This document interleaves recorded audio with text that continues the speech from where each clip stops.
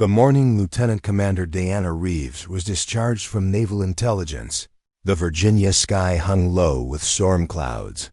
She stood in Admiral Harlow's office, her service dress blues impeccable as always, watching him sign the paperwork. That would end her 12-year career.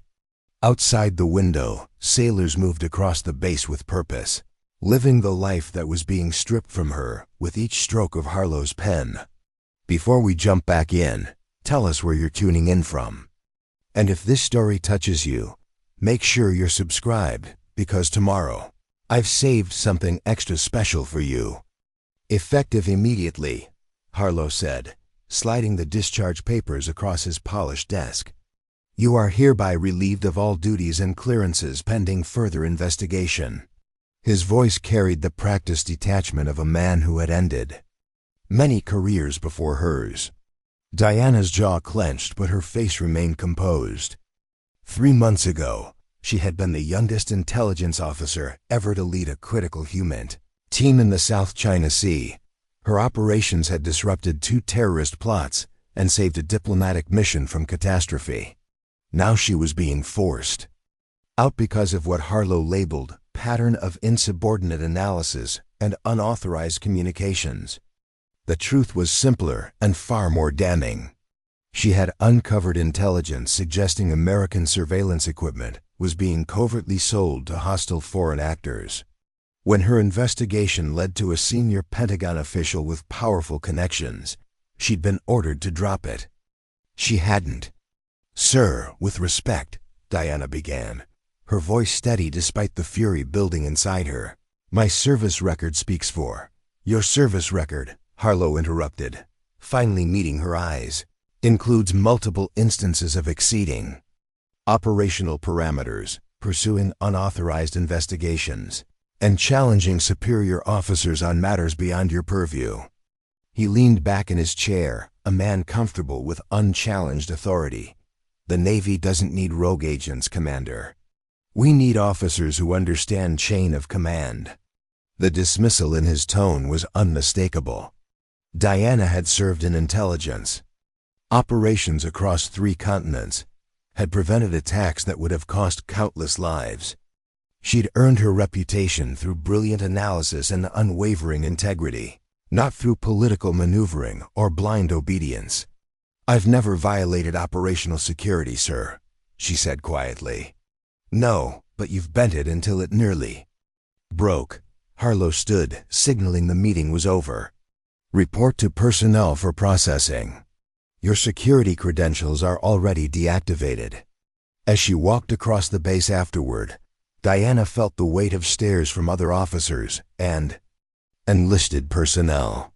Word traveled fast in the intelligence community. By evening, everyone would know that the woman who had once coordinated the extraction of an entire CIA team from a compromised safe house in Ankara was now being escorted off base like a security risk. In the intelligence center where she had spent countless nights analyzing threat assessments, she found Commander Jack Reynolds, her former deputy and mentor, shutting down her workstation.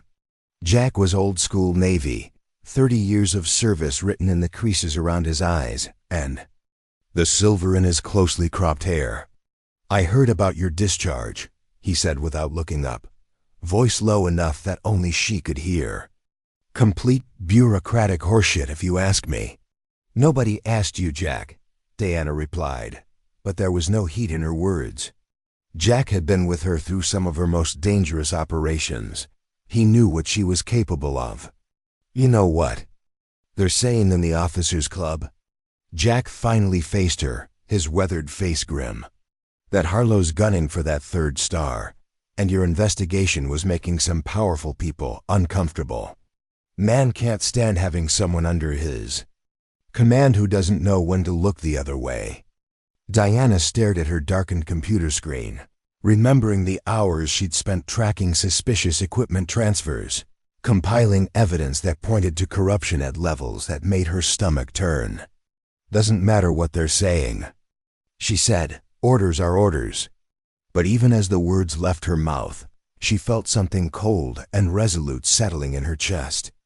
She'd spent her entire adult life protecting her country from threats, both foreign and domestic. Now she was being pushed aside for doing exactly that. That night, alone in her off-base apartment, she pulled out her personal laptop and began reviewing encrypted copies of her investigation files. Each document told a story of military-grade surveillance equipment disappearing from inventory, of unusual financial transactions, of coincidental meetings between defense contractors and foreign agents known to U.S. intelligence. She traced her finger over one particular file, intelligence photos showing American-made monitoring equipment installed at a location where 3 journalists had later been captured and executed. Harlow had written that analysis off as speculative and lacking actionable intelligence. The journalists' families had never been told the truth. As thunder rattled her windows and rain lashed against the glass, Diana Reeves made herself promise. If evidence of treason continued to mount while officials worried about political fallout, she wouldn't hesitate.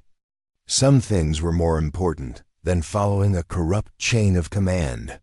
She had no idea that promise would be tested sooner than she thought. 3 weeks into her civilian purgatory, Diana discovered that being forced out of Naval Intelligence was its own special kind of torture.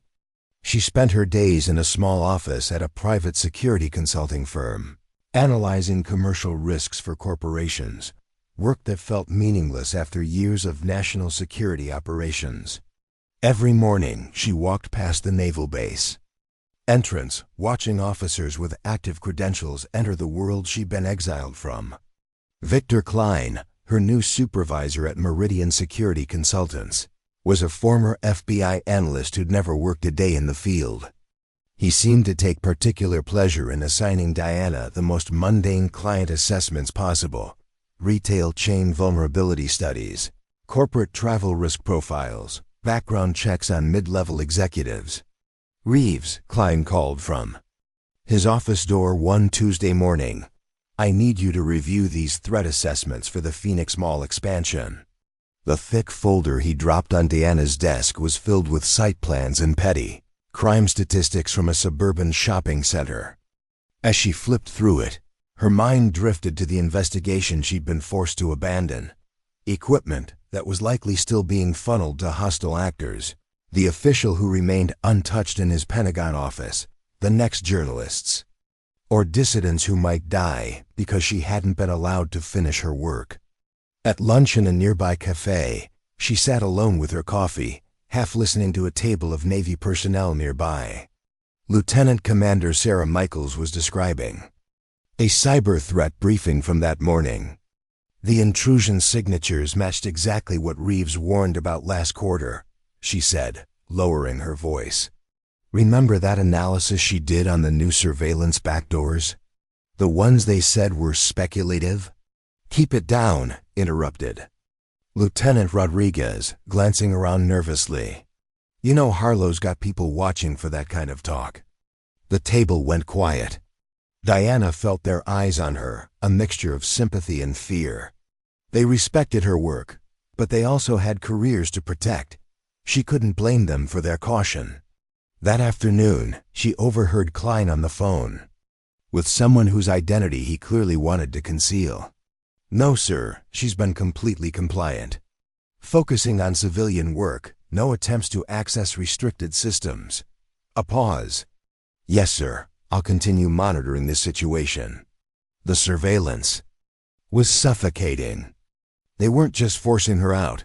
They were watching her, waiting for any excuse to escalate the punishment. What terrified her most wasn't the monitoring itself, but the reasons behind it. What were they so afraid she might find? But it was Jack Reynolds who gave her the information that changed everything. He appeared at her apartment door late one evening, looking around the hallway to ensure they were alone. "You need to see this," he said, sliding a thumb drive across her kitchen counter. Diana inserted it into her personal laptop, the one she kept disconnected from any network. The drive contained surveillance photos taken at a private airstrip outside Dubai. The images showed 3 men loading crates into an unmarked cargo plane. One face stood out immediately: Derek Winters, the Pentagon official her investigation had flagged for suspicious contacts. "This was taken 2 days ago," Jack said quietly. "Those crates match the description of the missing XKEYE surveillance systems, the ones that can track and identify targets through walls using thermal and RF signatures." Diana enlarged the image, focusing on the markings partially visible on one crate. "Where are they headed?" "Flight plan said Caracas, but our satellite tracking lost them over North Africa." Jack's expression was grim. The system went dark for 4 hours. When it came back online, the plane was empty and heading to a private airstrip in Malta. Diana felt sick. The XKEYE system had been developed to locate hostages and terrorists in buildings without risking military personnel. In the wrong hands, it could be used to hunt down political dissidents, journalists, or anyone trying to hide from authoritarian regimes. "There's more," Jack continued. He pulled out his phone and showed her a secure messaging app. "I've been talking to some of the analysts still on your old team. Morale is collapsing. Nobody's willing to flag suspicious patterns anymore, even when they're obvious. They're all terrified of getting the Reeves treatment."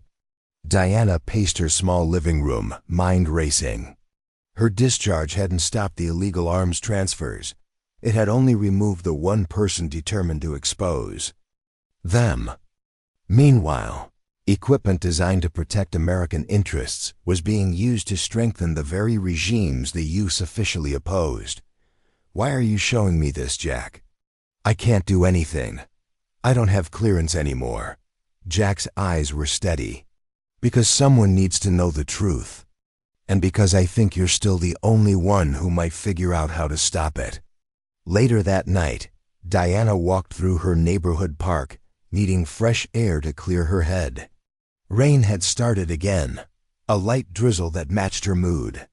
3 months ago, she'd been at the center of Naval Intelligence operations. Now she was an outsider looking in at a system betraying the very principles it claimed to uphold. But as she walked, something crystallized in her mind. Harlow thought he'd broken her by taking away her credentials. He thought that without access to classified systems and official channels, she would fade away into civilian obscurity. He was wrong. She still had her analytical skills. She still had contacts who believed in her. Most importantly, she still had the truth, or at least pieces of it. If Harlow wanted war over American surveillance equipment being sold to authoritarian regimes, she'd give him one. But she'd fight it smart, using the system's own rules against it. The first thing she needed was concrete evidence, proof that couldn't be classified away or dismissed as speculation. And she knew exactly where to start looking. Diana entered her apartment with renewed purpose. She powered up her laptop and began a timeline of everything she knew about the missing surveillance equipment, starting with the first anomaly she'd noticed in inventory systems 18 months earlier. She'd been forced to abandon her official investigation, but nothing prevented her from conducting a private one. She worked through the night, mapping connections between defense contractors, shipping manifests, and the foreign officials who seemed to always be in the right place at the right time. By dawn, she had a constellation of data points that all orbited around one person: Assistant Secretary of Defense Elliot Manning, Derek Winters' boss, and the man who had personally called for her investigation to be shut down. As rain streaked down her windows, Diana made herself another cup of coffee and stared at the name. Manning was untouchable through official channels. He had powerful allies in Congress and close connections to major defense contractors. But every corrupt official left traces, especially those who believed themselves beyond scrutiny. She picked up her phone and called the one journalist she trusted, an investigative reporter named Maya Chun, who specialized in defense procurement stories. "Diana Reeves," Maya answered on the third ring. "I was wondering when you'd call. Word is you got pushed out for asking the wrong questions." I need to meet. I have a story you might be interested in. Does this story come with evidence or just theories? Some of both, Diana admitted, but I know where to find more. There was a pause on the line. Corner table at Caffeine Republic, 2 hours. Come alone and bring your laptop. Diana spent the next hour organizing her findings, careful to include only information that couldn't be traced back to classified sources. When she arrived at the coffee shop, Maya was already there, nursing an espresso and watching the door with the careful eyes of someone who had made powerful enemies of her own. "So," Maya said after they'd exchanged brief greetings, "you were right about the XKEYE systems." Diana froze. "What do you know about that?" 3 journalists in Belarus were arrested last week. They'd been operating from what they thought was a secure location. Maya slid her phone across the table, showing a news article about the arrests. Sources say authorities knew exactly where they were hiding, down to which room they were in, despite the building having no surveillance cameras. The implication was clear. Only the XKEYE system had that capability. "I've been tracking unusual equipment transfers for over a year," Diana said carefully. "American surveillance technology showing up in places it shouldn't be." "And you have proof?" "I have patterns. Shipping anomalies. Financial transfers that don't match official procurement." Diana opened her laptop. "What I don't have is the why. Manning and Winters are facilitating these transfers, but I don't know what they're getting in return." Maya studied her for a long moment. "I might have a piece of that puzzle. 2 months ago, I started investigating offshore accounts linked to defense officials. Manning's name kept appearing in connection with a shell company in the Caymans." She pulled out a small notebook. "The company received a wire transfer of $12 million the day after a shipment of agricultural equipment left a naval supply depot in Norfolk." Diana felt a chill that had nothing to do with the cafe's air conditioning. When was this? March 17th. Diana quickly checked her timeline. That matches exactly with when 20 XKEYE units went missing from inventory, officially listed as defective, scheduled for destruction. They spent the next hour combining their information, building a more complete picture of what appeared to be a sophisticated operation to sell American military technology to foreign governments that paid handsomely for the ability to track and eliminate their enemies. "This is big," Maya said finally. "Like end careers and go to prison big. But we need more than patterns and coincidences. We need something that connects Manning directly to these transfers." Diana nodded, thinking of the discharge papers sitting on her kitchen counter. "I have an idea where to look, but it's going to be risky. For both of us." "I didn't get into investigative journalism for the safe assignments," Maya replied with a grim smile. "What's your plan?" "There's an annual defense contractors reception at the Willard Hotel this Friday. Manning will be there, along with representatives from every major defense company. It's where the real deals happen, away from official procurement channels." Diana closed her laptop. "I need to get in." "You're not exactly on the guest list anymore," Maya pointed out. "No, but you could be." As press, Maya considered this. "I could get a press credential, but they keep reporters cordoned off from the main event. I don't need to be in the main event.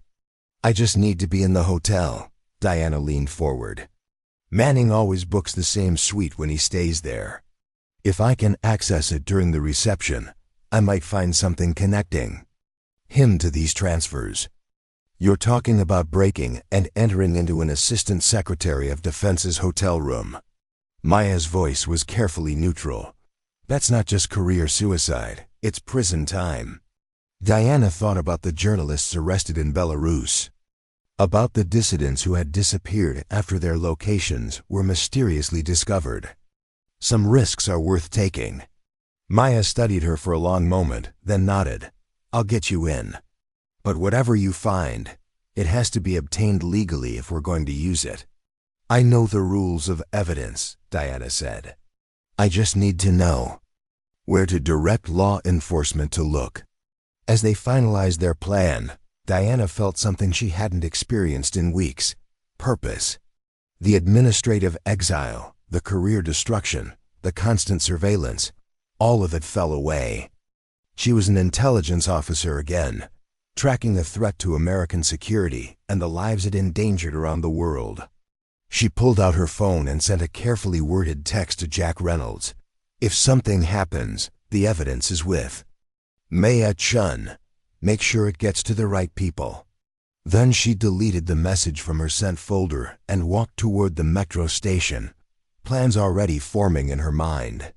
The Willard Hotel's gilded ballroom was crowded with men and women in expensive suits and military dress uniforms when Diana slipped in through a service entrance on Friday evening. Maya had secured her a catering staff uniform complete with ID badge, which got her past the initial security checkpoints. The hard part would come next. From her position near the kitchen doors, she could see Manning holding court near the center of the room, surrounded by executives from Northrop Grumman and Lockheed Martin. He looked completely at ease, a glass of scotch in one hand, laughing at something one of the executives had said. It was the confidence of a man who believed himself untouchable. Diana checked her watch. The keynote speech would begin in 15 minutes, which would draw everyone, including Manning, to the main stage. That would be her window to access his suite on the 8th floor. Her earpiece crackled with Maya's voice. Security just doubled. At the elevators, they're checking everyone's credentials. What about the service elevator? Diana asked quietly, pretending to adjust a tray of hors d'oeuvres. Same thing. Someone must have tipped them off. Diana felt a chill. Had they been compromised? Or was this standard procedure for an event with so many high-ranking officials present? "I need another way up," she murmured. "There's a staff stairwell near the east restrooms," Maya replied. "But you'll need a keycard." Diana scanned the room and spotted what she needed: a hotel manager supervising the bar setup, keycard hanging from a lanyard around his neck. She moved purposefully in his direction, carrying her tray. "Excuse me, sir," she said with practiced deference. "The chef is asking for you in the kitchen." Something about the wine selection for the secretary's table. The manager frowned. "Now we're about to serve." "He was quite insistent, sir." With an annoyed sigh, the manager headed toward the kitchen. As he passed, Diana pretended to stumble, sending several empty glasses crashing to the floor. "I'm so sorry," she exclaimed, kneeling to clean up the mess. In the confusion, her hand slipped to his lanyard, unclipping the keycard. By the time he'd waved off her apologies and continued to the kitchen, the card was safely in her pocket. The keynote speech began, drawing the crowd's attention. Diana slipped out the side door and located the staff stairwell. The keycard worked, giving her access to the stairs.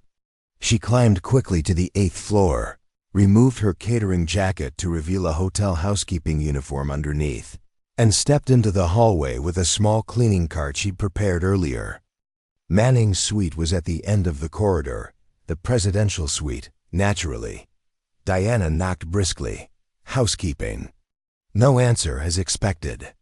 She swiped the keycard, holding her breath. The light flashed green, and the door unlocked. Once inside, she moved quickly. The suite was immaculate, with floor-to-ceiling windows overlooking Washington's monuments. Manning's laptop sat on the desk, but Diana ignored it. It would be encrypted, and accessing it would constitute a clear cybercrime. Instead, she focused on analog evidence, notepads, printed documents, anything that might contain information about the equipment transfers. In the bedroom, Manning's suitcase yielded nothing of interest. The bathroom was similarly clean. Diana felt a growing sense of desperation. She had maybe 10 minutes before her absence from the catering staff would be noticed. Then she spotted it, a leather portfolio tucked between the mattress and box spring. visible only because the housekeeping staff had slightly misaligned them when making the bed. She pulled it out and opened it, finding exactly what she needed: handwritten notes detailing equipment transfers, offshore account numbers, and a list of contacts in various countries. One page contained what appeared to be a shipping schedule for the next month, including another 20 XKEYE units destined for a private client in Azerbaijan. Diana quickly photographed each page with her phone, then carefully returned the portfolio to its hiding place. As she straightened the bed, her earpiece crackled again. "Diana, get out now," Maya's urgent voice came through. Manning just left the ballroom. He's heading for the elevators. Diana's heart raced. She was out of time. On my way down the service stairs. She grabbed her cleaning cart and slipped into the hallway, heading for the stairwell. As she turned the corner, she heard the elevator doors open. Ducking into an alcove, she watched Manning step out, accompanied by a man she recognized with a shock: Admiral Harlow, the man who had ended her career. They walked past her hiding spot, deep in conversation. "The transfer is set for Tuesday," Manning was saying. "After that, our Azerbaijan friend will have everything he needs to clean up his journalist problem." "And the payment?" Harlow asked. "Same arrangement as before. Offshore account, untraceable cryptocurrency conversion." Diana held her breath until they had passed, then slipped into the stairwell. Her hands were shaking as she descended. Harlow wasn't just allowing this to happen. He was actively involved. The corruption went higher than she had imagined. She made it back to the service area just as her absence was being noticed. "Where have you been?" the catering supervisor demanded. "Food poisoning," Diana replied, clutching her stomach dramatically. "I didn't want to be sick in front of the guests." The supervisor looked skeptical but waved her back to work. Diana spent the next hour mechanically serving drinks and clearing plates, her mind racing with the implications of what she'd discovered. When her shift ended, she met Maya at their predetermined location, a 24-hour diner 3 blocks from the hotel. "Did you find anything?" Maya asked, sliding into the booth across from her. Diana nodded, pulling out her phone. "Equipment, transfer schedules, account numbers, and confirmation that Harlow is involved." She pushed the phone across the table. "They're planning another shipment on Tuesday. 20 more XKEYE units to Azerbaijan." Maya scrolled through the photos, her expression growing more serious with each image. "This is it, Diana. This is the proof we needed." She looked up. "But we need to move fast. Once this story breaks, they'll destroy everything else." "We need to get this to the FBI," Diana said. "And to your editors." "FBI first," Maya agreed. "I have a contact in their public corruption unit. If we can get an investigation started before the story goes public, it might prevent them from covering their tracks." As they finalized their plan, Diana felt the weight of what she'd done. She had broken numerous laws tonight, had risked not just her career, but her freedom. If things went wrong, she could face federal charges for trespassing, theft, and possibly espionage. But as she looked at the photos of Manning's notes, at the evidence of American officials selling surveillance technology to governments that would use it to capture and kill innocent people, she knew she'd made the right choice. Some principles were worth any personal risk. "There's something else you should know," Maya said, interrupting her thoughts. "While you were upstairs, I overheard Manning talking to someone about you." Diana felt a chill. "What did he say?" "He said they needed to take care of the Reeves situation before Tuesday's shipment. That you were becoming too much of a liability." The threat was clear. Once they realized the portfolio had been discovered, she would be their first suspect. And men who were willing to sell lethal technology to authoritarian regimes wouldn't hesitate to eliminate a former intelligence officer who threatened their operation. "We need to move tonight," Diana said. Now, they left the diner and took separate routes to the FBI field office in Washington. Diana's training kicked in. She varied her pace, changed directions randomly, and watched for vehicles that might be following her. By the time she reached the massive building on 4th Street, she was confident she hadn't been tracked. Maya was waiting with her FBI contact, Special Agent Tomas Rivera, a serious-looking man with tired eyes and a no-nonsense demeanor. He escorted them to a secure interview room where Diana laid out everything she had discovered, from the initial inventory discrepancies to the photos from Manning's hotel suite. "Let me be clear about something, Ms. Reeves," Rivera said after she finished. "What you did tonight was illegal. Breaking into a hotel room, photographing private documents. These are serious violations." "I'm aware of that," Diana replied steadily. "However," he continued, "the evidence you've provided suggests a pattern of criminal activity that warrants immediate investigation." He studied the photos on his tablet. "If this is authenticated, we're looking at multiple federal crimes. Illegal arms transfers, corruption, conspiracy, possibly even treason." "It's real," Diana insisted. "And they're moving another shipment on Tuesday," Rivera nodded slowly. "I'll need to brief my superiors immediately. In the meantime, both of you should go somewhere safe. If Manning and Harlow realize you have this information, they'll move to contain the damage." "I have a cabin in West Virginia," Maya offered. "Off-grid, no digital footprint." "Go there," Rivera agreed. "I'll contact you through secure channels once we've verified this information and decided how to proceed." As they left the FBI building, Diana felt a strange mixture of relief and dread. The evidence was in the right hands now, but the danger was just beginning.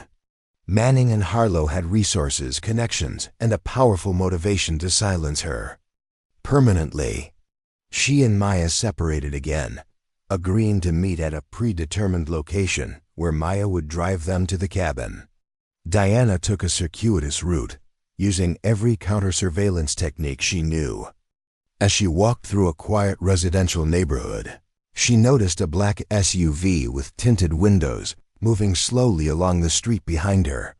Her instincts screamed a warning. She ducked into an alleyway, heart pounding. The SUV accelerated, pulling up at the alley entrance. Two men in dark suits emerged, moving with the unmistakable purpose of professionals. Diana ran, scaling a fence at the end of the alley and cutting through a backyard. Behind her, she heard the men in pursuit. They weren't trying to be subtle. Anymore, they were hunting her. For the next 20 minutes, she led them on a chase through residential streets, using every evasion technique she'd learned in her intelligence career. Finally, she managed to lose them by slipping into a 24-hour laundromat and exiting through the back door. When she reached the meeting point, Maya was waiting in an old Jeep Cherokee, engine running. "We need to go now," Diana said, jumping into the passenger seat. "They're looking for me." Maya didn't ask questions, just pulled into traffic and headed for the highway. In the side mirror, Diana watched the city lights recede behind them, wondering if she would ever see Washington again as a free woman. The cabin was exactly as Maya had described, isolated, rustic, and completely off the grid. No electricity. Except for a small generator, no internet, no cell service. It was the perfect place to disappear. As they settled in for the night, Diana found herself staring at the ceiling, reviewing every decision that had led her to this point. Had she crossed a line by breaking into Manning's room? Perhaps. But the lines had already been crossed by the officials selling American technology to regimes that used it to murder journalists and dissidents. "Do you regret it?" Maya asked from the other bed, somehow sensing her thoughts. "Any of it?" Diana thought about it for a long moment. "I regret that it came to this. That the system I believed in is so broken that this was necessary." She turned to look at her new ally in the darkness. "But no, I don't regret what I did. Some principles are worth any cost." As rain began to fall on the cabin's metal roof, Diana Reeves closed her eyes, knowing that whatever happened next, she had stayed true to the oath she'd taken when she joined Naval Intelligence, not to follow orders blindly, but to protect her country from all enemies, foreign and domestic, even if those enemies were Admiral Stars and sat in the Pentagon. Dawn broke over the West Virginia mountains with a quiet grace that seemed at odds with the danger Diana knew was coming. She stood on the cabin's small porch, steam rising from her coffee mug as she surveyed the misty forest surrounding them. 3 days had passed since they delivered the evidence to FBI agent Rivera. 3 days of silence, waiting, and growing unease. Maya emerged from the cabin, her own coffee in hand. Still nothing from Rivera? Diana shook her head. The secure phone hasn't rung. Either they're moving carefully or something's gone wrong. The journalist leaned against the porch railing, her expression troubled. We should have heard something by now. An investigation of this magnitude, involving officials at that level, there should be movement. Diana had been thinking the same thing. In her years of intelligence work, she'd learned that bureaucracies moved slowly, but not this slowly. Not when American technology was actively being sold to foreign governments. Not when lives were at stake. I'm going to try Jack, she decided. He might have heard something through Navy channels. She used the satellite phone Maya had brought, untraceable and secure, to call her former colleague. Jack answered on the first ring, his voice tense. Diana, where are you? Somewhere. Safe. What's happening? There was a pause. Then Jack's voice dropped to a near whisper. It's bad. The FBI team that was assigned to investigate Manning and Harlow has been reassigned. Official word is that the evidence was deemed insufficient and potentially compromised. Diana felt her stomach drop. That's not possible. We gave them photos, account numbers, transfer schedules. I know. Word around the Pentagon is that the Attorney General personally intervened. Called it a matter of national security that needed to be handled internally. Internal handling means burial, Diana said bitterly. What about Rivera? Reassigned to a field office in Alaska, effective immediately. Maya, who was listening to Diana's side of the conversation, raised her eyebrows in question. Diana held up a finger. There was more. There's something else, Jack continued. There's a manhunt for you. Not just administrative. They've got Homeland Security involved. They're saying you stole classified defense information with intent to sell it to foreign actors. That's absurd, Diana snapped. I gave everything to the FBI. That's not how they're spinning it. Harlow held a closed briefing yesterday, claimed you've been in contact with foreign intelligence. They've frozen your accounts, put an alert on your passport. It's a full court press. Diana closed her eyes, feeling the weight of what this meant. They were framing her as a traitor, the very thing she had tried to expose. The irony would have been laughable if it weren't so devastating. What about the evidence? Rivera has it. Rivera's been discredited. They're claiming he was manipulated by a disgruntled former officer with an axe to grind. The evidence is being called into question. Diana thanked Jack for the information and ended the call, then briefed Maya on what she'd learned. The journalist's face grew harder with each detail. So they're burying it, Maya said when Diana finished, and hanging you out to dry in the process. They're not just burying it. They're using it to strengthen their position, Diana corrected her. By framing me as a traitor, they eliminate any credibility I might have if I go public. Then, we need to change the game, Maya said firmly. We need to make the evidence so public, so irrefutable, that they can't sweep it under the rug. Diana paced the small porch, thinking through the implications. If we publish now, with just what we have, they'll discredit it. Manning will claim the documents were forged. Harlow will call it a vendetta. We need something they can't deny. Like what? Diana stopped pacing, her mind racing through possibilities.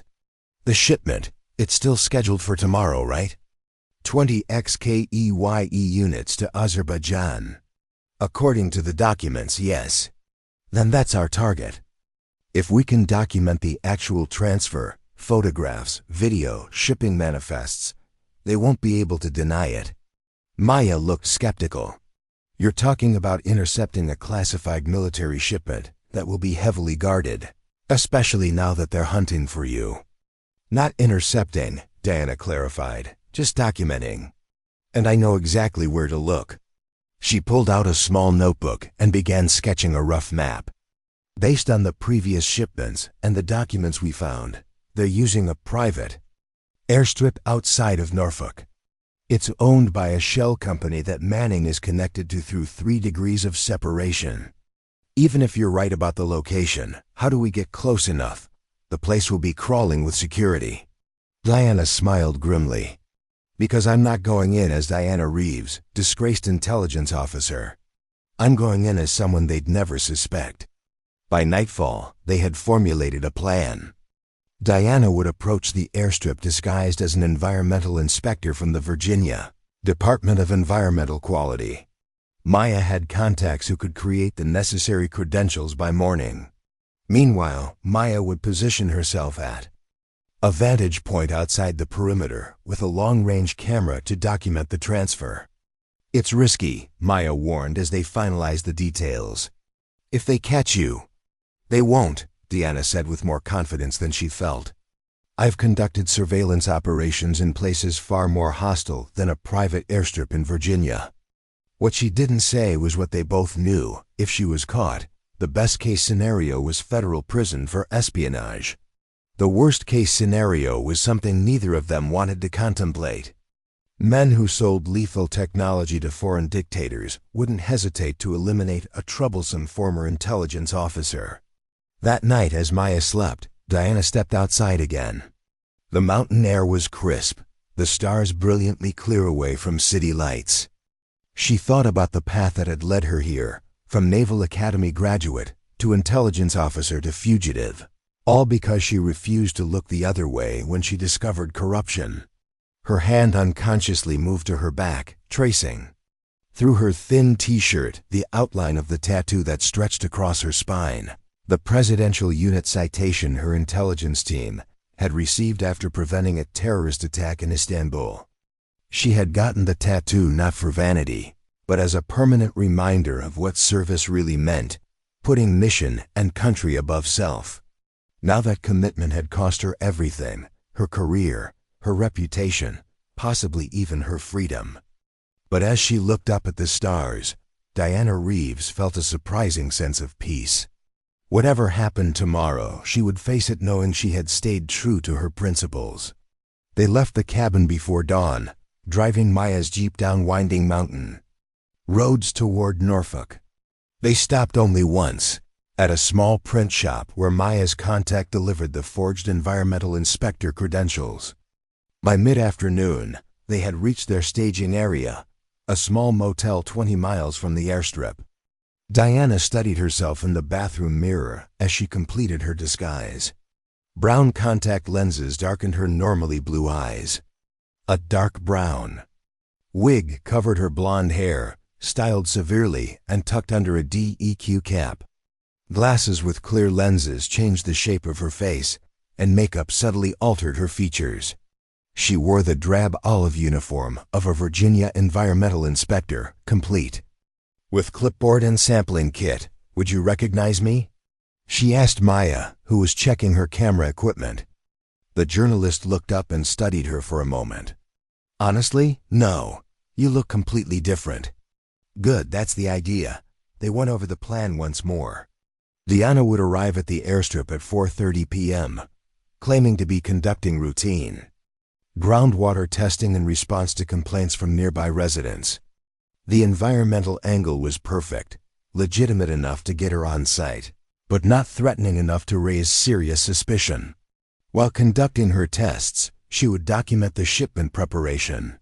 Maya would be positioned in the woods, at the end of the runway with a telephoto lens, capturing the loading and any identifiable personnel. If anything goes wrong, Diana told Maya, if I'm not back by 7 p.m., take whatever photos you have and get out. Go straight to your editor with everything." Maya nodded grimly. "Let's make sure it doesn't come to that." At exactly 4:27 p.m., Diana pulled up to the security gate of the private airstrip in a state vehicle Maya's contact had provided. She rolled down the window and offered a pleasant but professionally detached smile to the guard. "Good afternoon. Emily Danvers, Department of Environmental Quality." She held up her forged credentials. "We've had complaints about possible groundwater contamination from jet fuel. Just need to take a few samples from around the perimeter." The guard looked skeptical. "Don't recall getting any notice about this." Diana sighed and adopted a slightly put-upon expression. "Yeah, that's administration for you. They probably sent the notification to the wrong address. Again." She tapped her clipboard. "Look, I just need 30 minutes to get some samples, and I'll be out of your hair.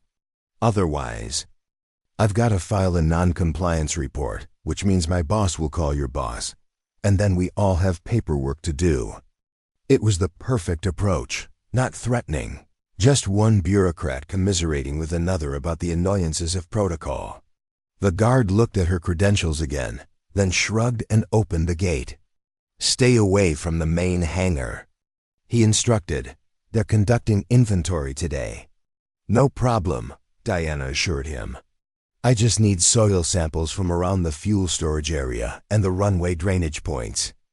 As she drove slowly onto the property, Diana kept her expression neutral despite the surge of adrenaline she was in. Now came the challenging part. She parked near the fuel storage area and made a show of taking soil samples, carefully documenting them in vials and marking them with location codes. All the while, her trained eyes were scanning the facility, noting security camera positions, personnel movements, and most importantly, activity around the main hangar. Through the partially open hangar doors, she could see crates being prepared for loading. They matched exactly the dimensions and markings of the XKEYE systems described in Manning's documents. Men in civilian clothes were checking the crates against inventory lists, while others prepared a Gulfstream G650 for departure. Diana moved methodically around the perimeter, her environmental testing serving as perfect cover to observe the operation from multiple angles.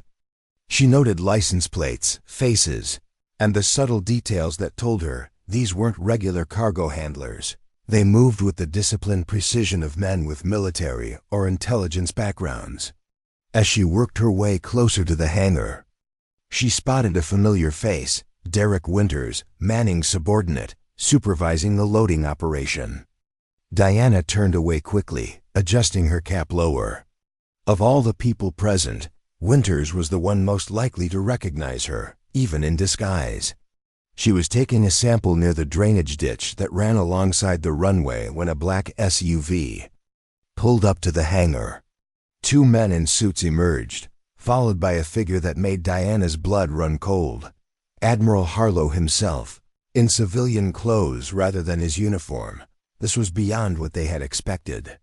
Harlow's presence confirmed the highest levels of involvement, but it also drastically increased the danger. If he spotted her, even in disguise, Diana forced herself to continue her work, moving slowly away from the hangar while still maintaining line of sight. She pulled out her phone, ostensibly to document her samples, but actually to photograph the scene, Harlow, Winters, the crates, the aircraft. Evidence that couldn't be denied or explained away. As she captured the images, a voice behind her made her freeze. "Excuse me, ma'am, this area is restricted." Diana turned to find a security officer watching her with suspicious eyes. He was younger than the gate guard, more alert, and his hand rested casually near his holstered sidearm. "Oh, I'm sorry," Diana said, slipping into her environmental inspector persona. "I'm just finishing up the perimeter testing." She held up her sample kit. "Deck, groundwater contamination check."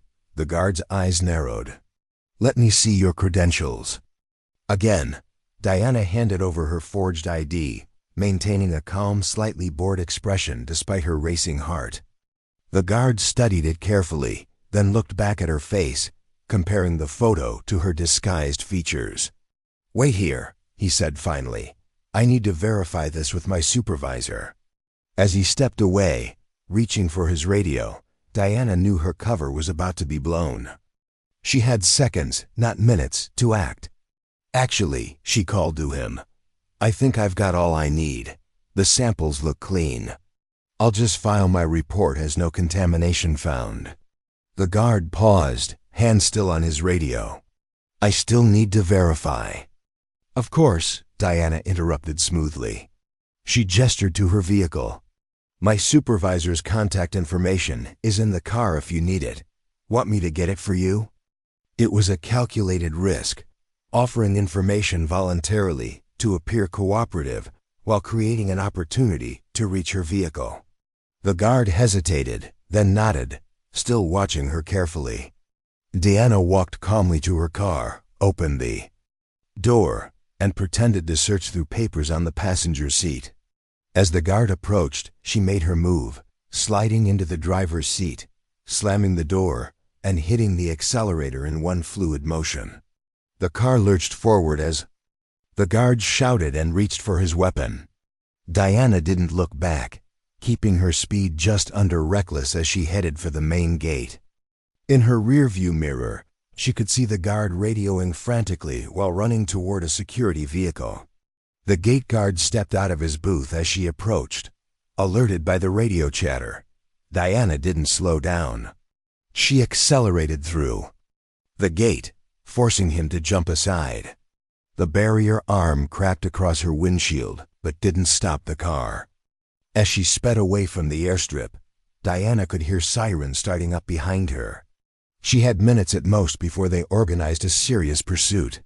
She took the first turn off the main road, then another, using her intelligence training to create a chaotic trail that would be difficult to follow.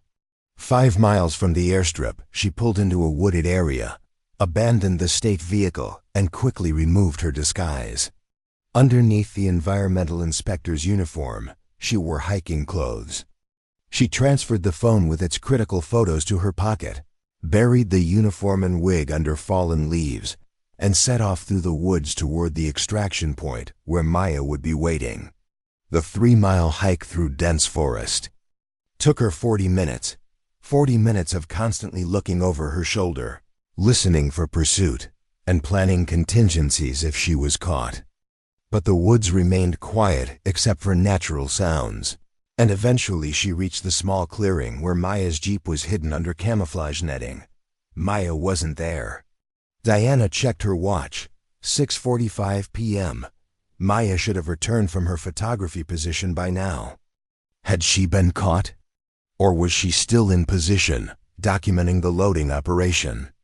Diana had to make a decision: wait for Maya or assume she'd been compromised and move to their emergency backup plan. As she debated, she heard the distinctive sound of breaking branches from the direction of the road. Someone was coming through the woods, trying to move quietly but not entirely succeeding. Diana slipped behind a large oak tree, drawing the small handgun Maya had provided from her ankle holster. She controlled her breathing, waiting, watching as the footsteps grew closer. Maya stepped into the clearing, camera bag slung over her shoulder, scanning the area anxiously. Diana exhaled in relief and stepped out from her hiding place. "You're late," she said quietly. Maya spun around, her tense expression melting into relief. "And you nearly got caught." "I saw the whole thing from my position. Did you get the photos?" Maya patted her camera bag. "Everything." Harlow Winters. The crates, the aircraft tail number. Even got shots of the manifest one of the workers was holding. 20XKEYE systems, just like the document said. Diana showed her the photos from her phone. "I got close-ups of the crates in Harlow meeting with someone who looks like an Azerbaijani diplomat I recognize from my intelligence days." They quickly transferred the images to Maya's laptop, backed them up to an encrypted drive, and then removed the camouflage netting from the jeep. "We need to move," Diana said, scanning the darkening forest. "They'll have figured out I wasn't alone. They'll be looking for accomplices." As if to confirm her assessment, they heard the distant sound of helicopter rotors, a search pattern being established over the woods surrounding the airstrip. They drove away from the area using back roads, avoiding main highways where roadblocks might be established. Maya's press credentials would protect her to some extent if they were stopped, but Diana had no such shield. If caught, she would face the full weight of charges they were undoubtedly preparing: espionage, theft of classified information, trespassing on a secure facility. "What now?" Maya asked as they put miles between themselves and the airstrip. "Now we use what we have," Diana replied. "We've got photographic evidence of Harlow and Winters loading restricted technology onto a private aircraft bound for Azerbaijan. We've got the documents showing the financial transactions. We've got enough to force an investigation that can't be swept under the rug, unless they claim it's all a fabrication. Doctored photos, forged documents." Diana smiled grimly. "That's why we need one more piece of evidence, the most damning piece of all." "What's that?" "The aircraft itself. According to the flight plan I saw, they're taking off at 9 p.m. If we can track that plane to Azerbaijan, document its arrival and the unloading of those crates, they can't possibly deny what's happening." Maya looked skeptical. "And how exactly do we track a private jet to Azerbaijan?" "We can't exactly hop on a commercial flight right now, especially not you." "We don't need to," Diana said. "I still have a few contacts who owe me favors, including someone who can access satellite tracking that even Manning and Harlow don't know about." She pulled out the satellite phone again and dialed a number from memory. After 3 rings, a cautious voice answered. "Keystone Securities." "This is Blackbird," Diana said, using an old code name. "I need to speak with Raven about a wayward eagle." There was a pause then. "Authenticator?" "Istanbul, April 9th, 6 souls recovered." Another pause, longer this time. "Hold for Raven." Moments later, a new voice came on the line, deeper, with the faint trace of a Boston accent. "Blackbird. Word is you've flown the coop." "With good reason, Raven. I need satellite coverage on a private aircraft, Gulfstream G650, tail number N789ZX, taking off from a private strip near Norfolk around 2100 hours tonight." That's a big ask for someone who's currently being hunted by half the intelligence community. "It's important, Raven. National security important." A long silence. "This have anything to do with those XKEYE systems that have been mysteriously disappearing from inventory?" Diana felt a surge of hope. If Raven knew about the missing systems, others did too. There were still people in the intelligence community who hadn't been corrupted or intimidated into silence. "Yes, I have photographic evidence of Harlow himself supervising the shipment to Azerbaijan tonight." Another pause. "Give me a secure upload point. I'll see what I can do."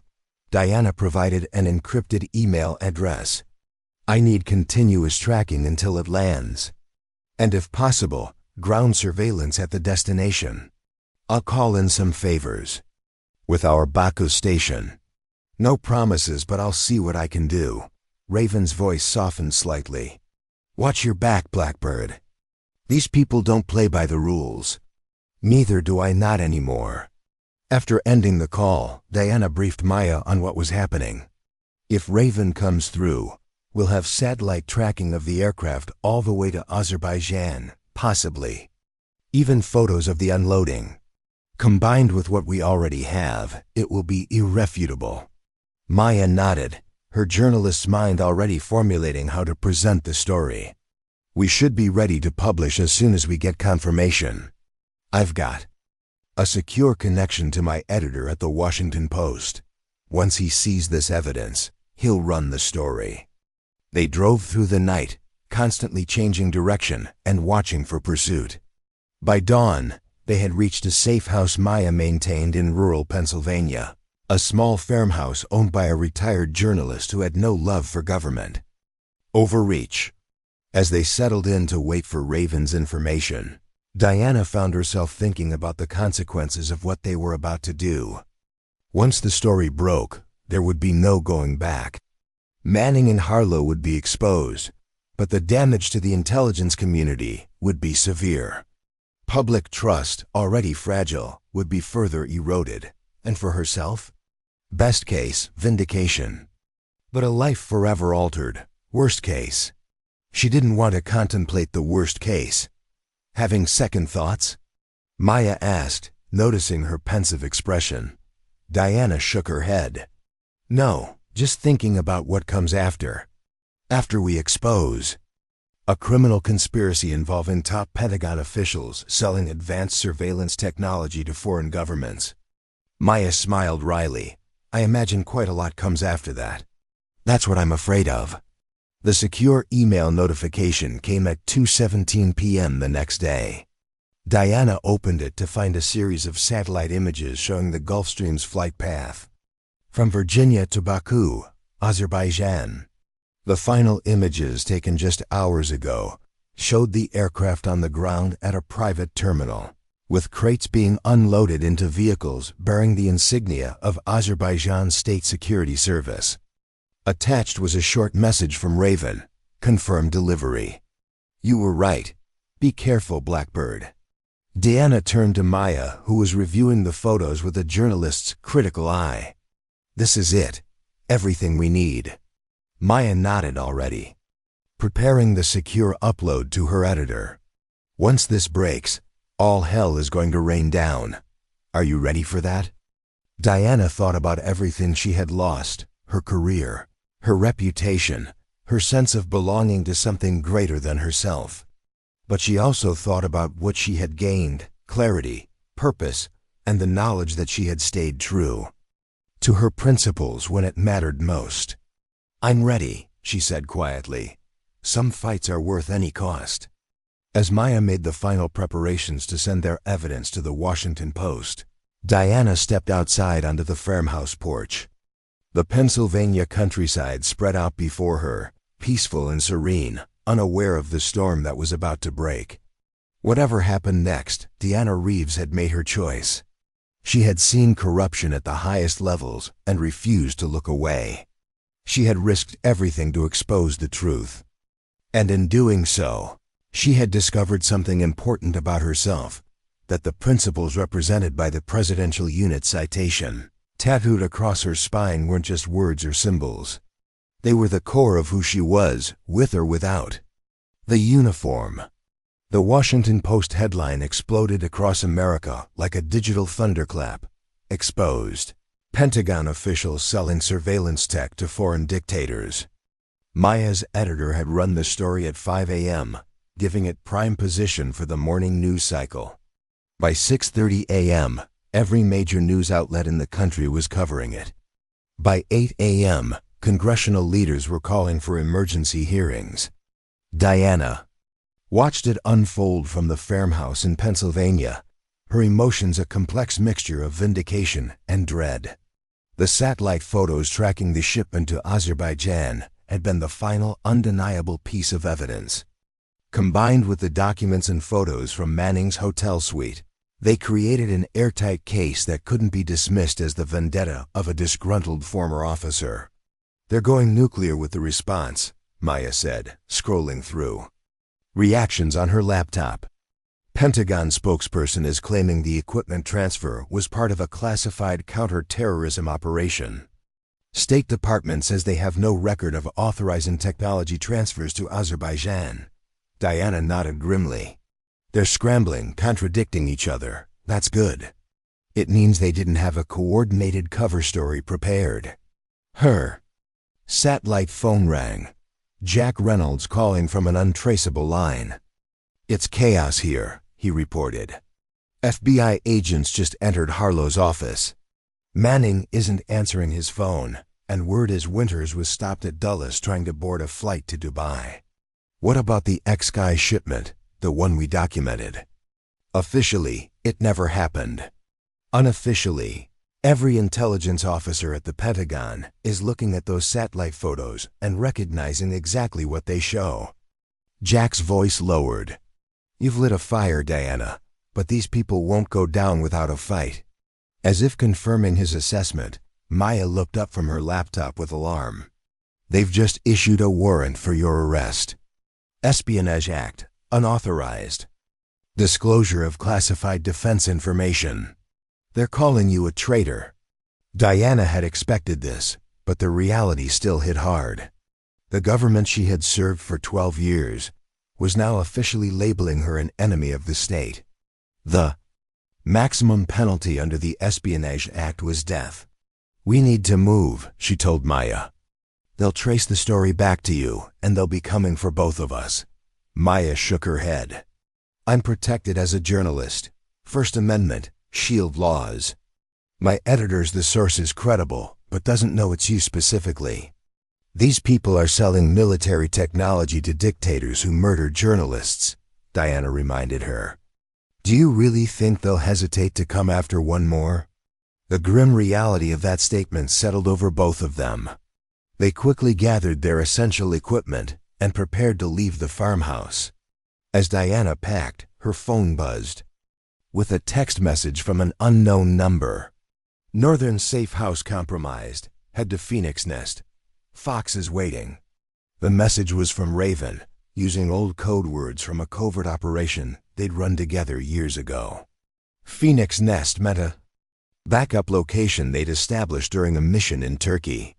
Fox was their mutual contact, a former intelligence officer who had left the agency under circumstances similar to Diana's. Change of plans, Diana told Maya. We're heading to Virginia. Virginia? That's the last place we should go.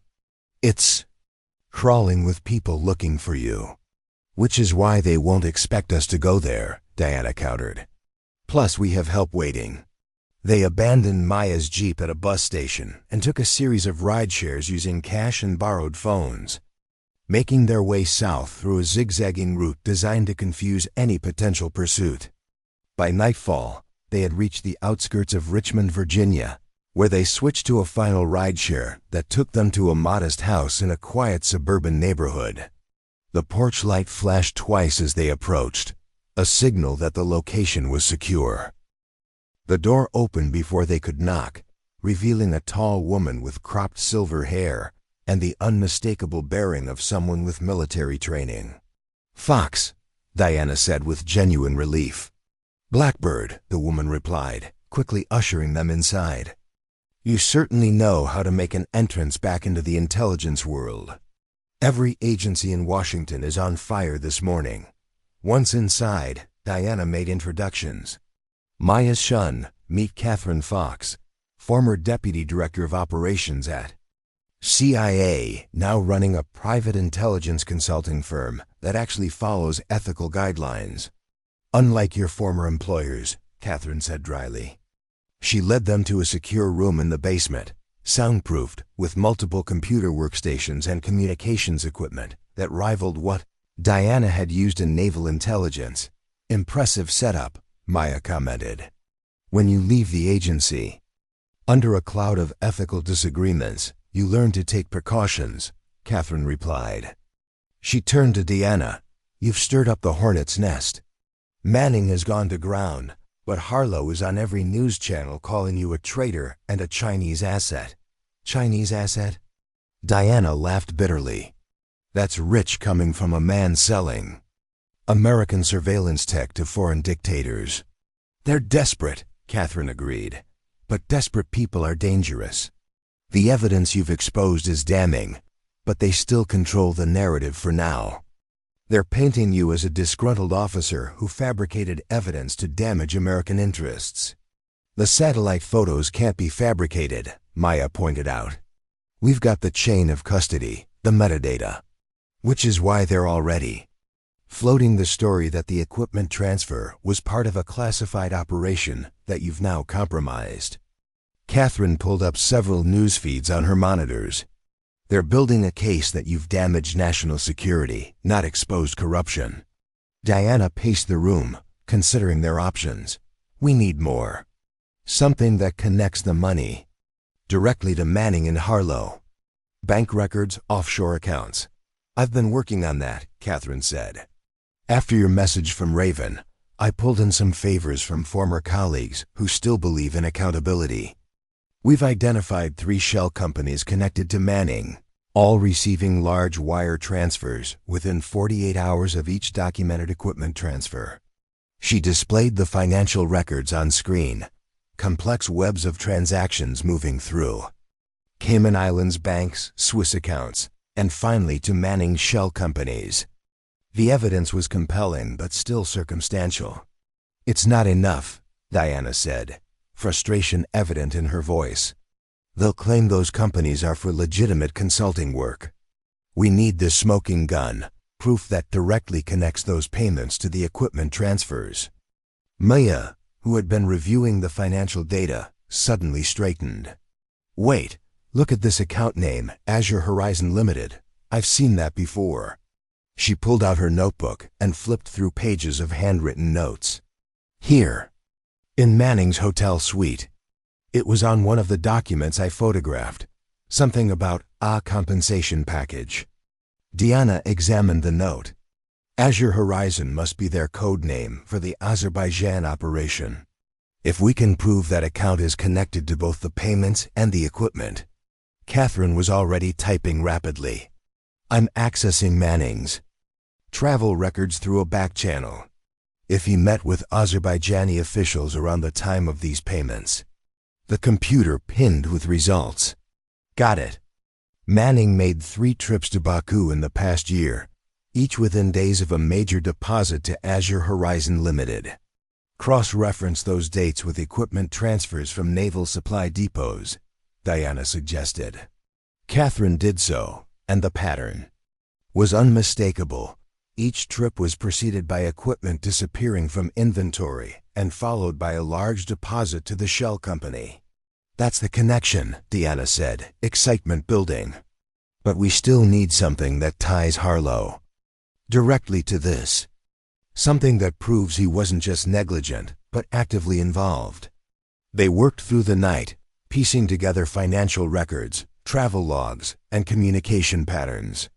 By dawn, they had constructed a compelling case against both Manning and Harlow, but the final link connecting Harlow directly to the money remained elusive.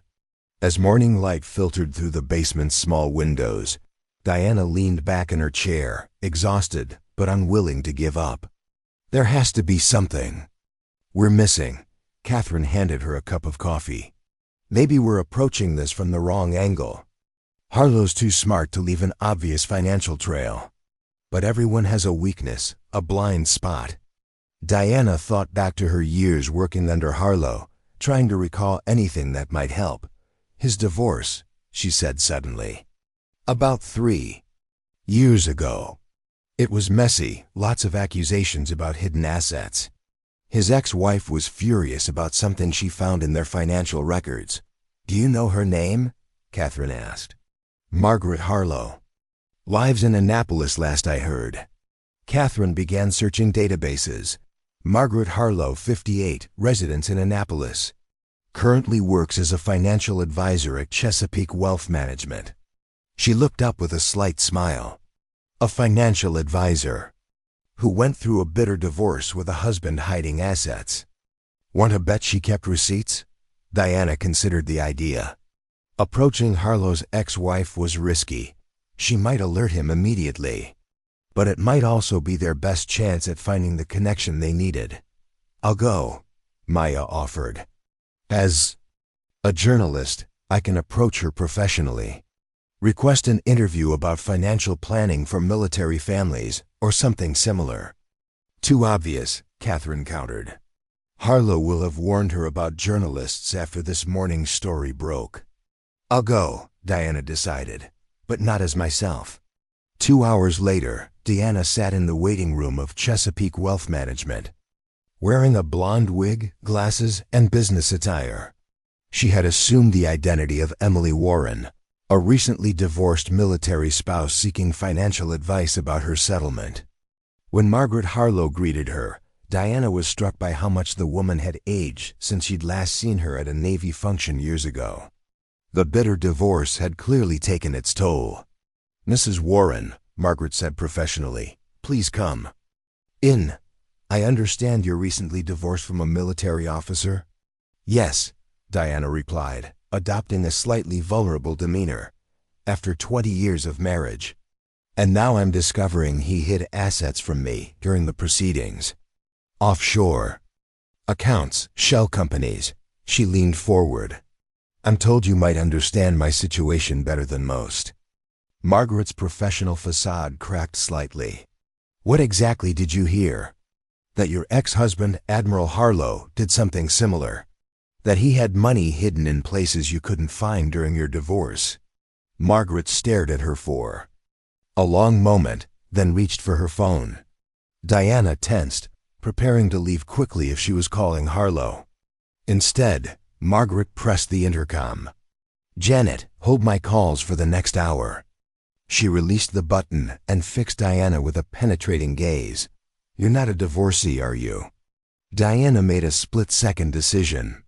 "No, Mrs. Harlow. I'm someone who knows your ex-husband is involved in something illegal.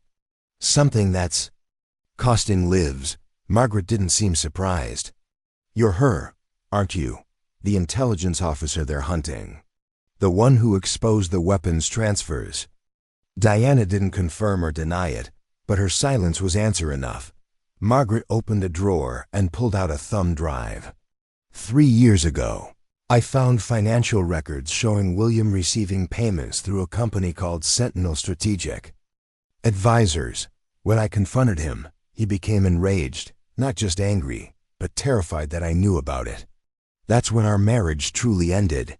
She handed Diana the thumb drive. "I copied everything before he could delete it.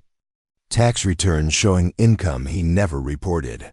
Emails about meetings with foreign officials that weren't on his official schedule. Bank statements from accounts I never knew existed.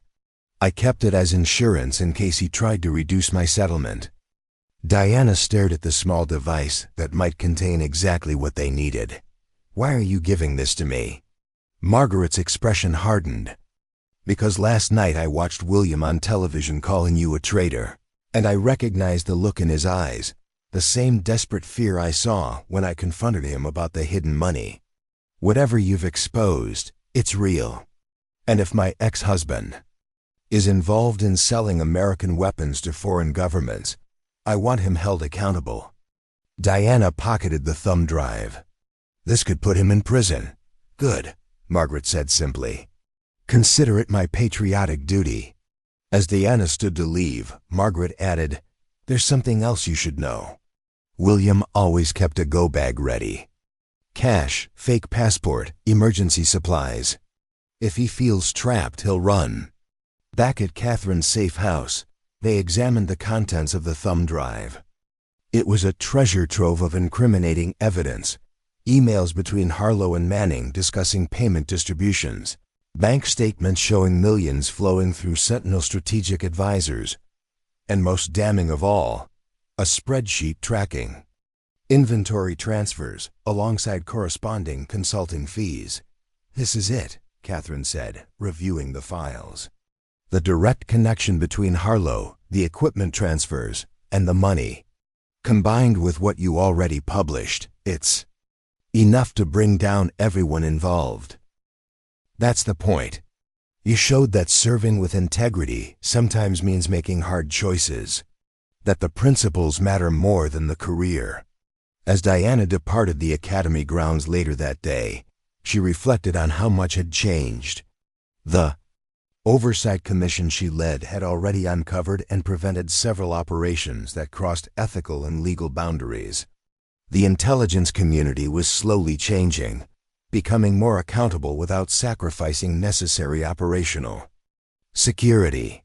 Her phone rang as she reached her car. Maya Chun calling with news about their latest joint project, a nonprofit dedicated to supporting intelligence community whistleblowers. "The funding came through," Maya reported excitedly. "We can launch the Legal Defense Network next month." "That's fantastic," Deanna replied, genuinely pleased. The organization would provide resources and protection for others who found themselves in positions similar to hers, forced to choose between silence and speaking out against wrongdoing. As she drove back to Washington, Diana reflected on the journey that had brought her here. From Naval Intelligence officer to whistleblower to oversight chair, her path had been neither straight nor easy. She had lost much along the way: her career, her security clearance, nearly her freedom and her life. But she had gained something more valuable: the knowledge that one person standing firmly for principle could indeed make a difference, that systems could be changed, corruption exposed, accountability restored. Not easily, not without cost, but possible nonetheless. The presidential unit citation tattooed on her spine had come to represent something beyond its original meaning. It was no longer just a recognition of past service, but a personal reminder of the oath she continued to uphold, not in uniform anymore, but in every choice she made. They had stripped her uniform off, but when they saw the presidential unit citation tattooed on her spine, they glimpsed something they could never take away: the unshakable integrity of a woman who remembered what service truly meant. Up next, you've got 2 more standout stories right on your screen. If this one hit the mark, you won't want to pass these up. Just click and check them out. And don't forget to subscribe and turn on the notification bell so you don't miss any upload from us.